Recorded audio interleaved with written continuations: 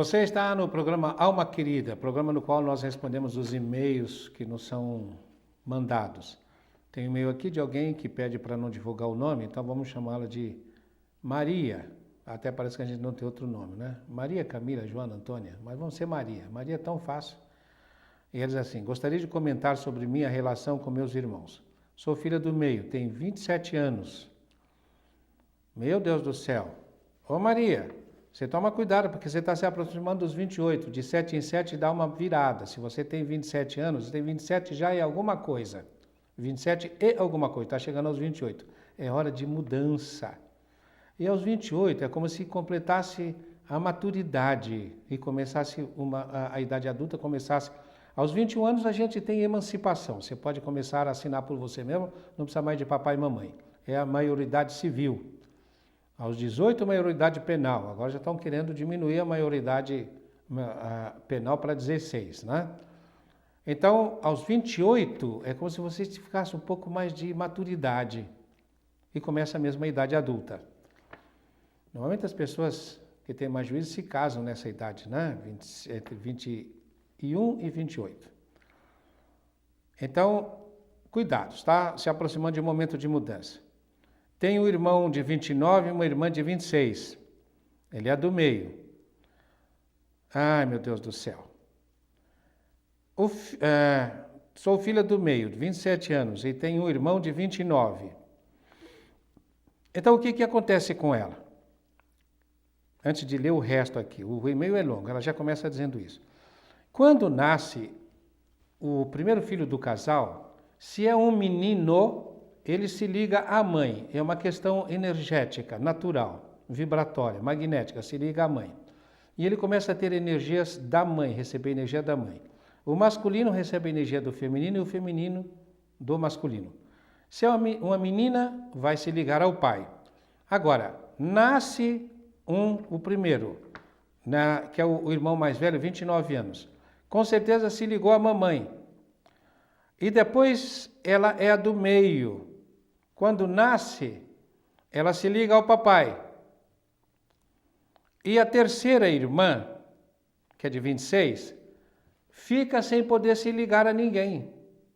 Então, eu já posso presumir aqui que ela vai falar de conflito entre ela e a outra irmã. Porque a terceira que fica sem ter, ela vai se ligar ou ao irmão mais velho ou a essa irmã, porque o caminho para o pai e para a mãe está interrompido. Vamos ver o que ela diz. Tínhamos uma irmã, porém esta desencarnou aos 6 meses de vida e não chegamos a conhecê-la, pois era a primeira filha da minha mãe. Fomos muito bem educados, sempre nos respeitando. Claro que sempre tivemos algumas briguinhas durante a infância e durante a adolescência, porém coisas que acontecem em todas as famílias. Mas o nosso relacionamento, o nosso convívio não é tão fácil. Parece que não temos paciência uns com os outros. Olha aí, está começando a aparecer. Além do que parecemos sempre estar de mau humor entre nós, o que com as pessoas de fora não ocorre. É natural isso, viu, Maria? Eu costumo dizer que é em casa que a gente mostra o que a gente realmente é, e a gente só faz isso com as pessoas que ama. É porque você ama seus parentes, ama os seus familiares. Imagina se a gente vai falar para os estranhos, os desaforos que a gente fala em casa. A gente acaba apanhando, né? Ou senão acaba levando uns desaforos pior ainda. Mas em casa a gente se solta. É porque a gente ama e sabe que ali nós podemos ser o que somos, porque eles também nos amam. Não temos muito jeito para falar, sempre com um tom de voz mais agressivo, mesmo que essa não seja a intenção. É aí onde o bicho pega, viu, Maria? Mesmo que essa não seja a intenção. A vida é feita de intenções.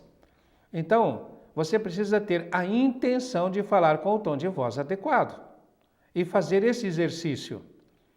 Mas acontece, desculpa que sempre tem um mas, né? E se o outro não faz isso comigo?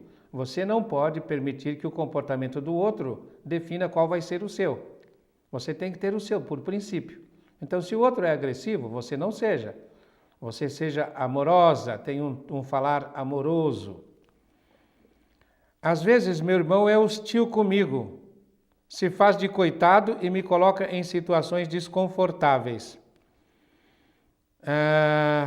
Nossa, Provavelmente esse irmão, na relação que ele teve com a mãe, ela não sei se ela vai falar isso aqui, ele ficou como que meio passado para trás ou meio fora, a mamãe talvez não tenha paparicado muito, ou o contrário, talvez tenha paparicado muito e depois mamãe tenha assumido responsabilidade, não possa ter feito com ele tudo o que ele gostaria que se fizesse, e ele precisa de uma outra mamãezinha, né?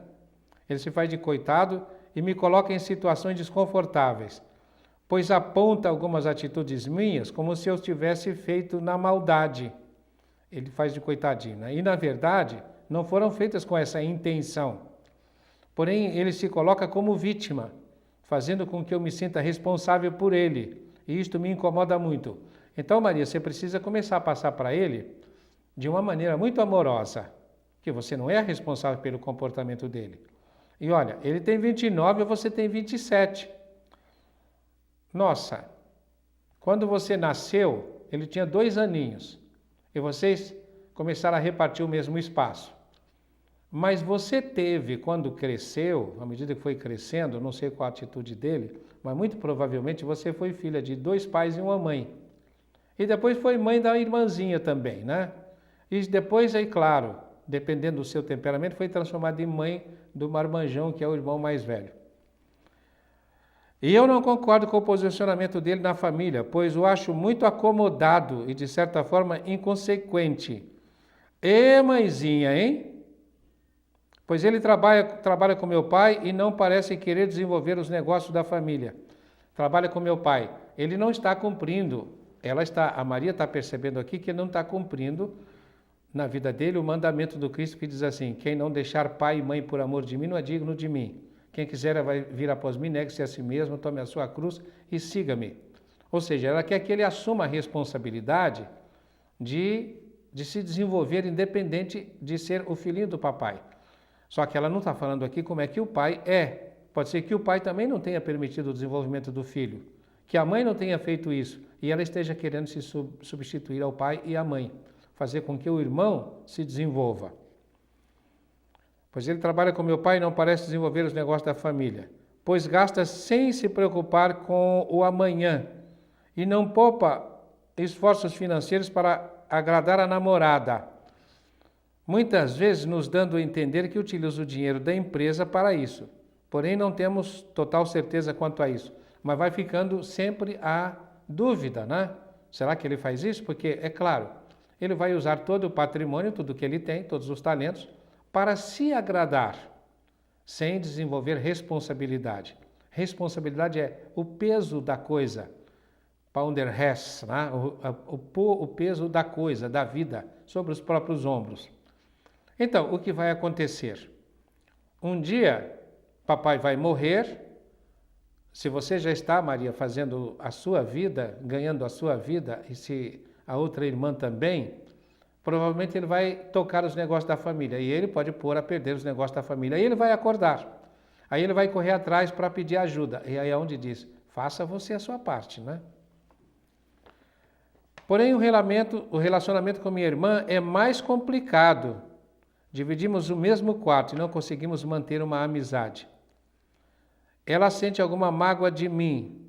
Diz que desde pequena eu a trato mal. E isto, veja só, ela tem razão em fazer isso. Não estou dizendo que você a trata mal, mas como eu disse, o que acontece? Ela é a terceira. O caminho para papai estava tomado por você.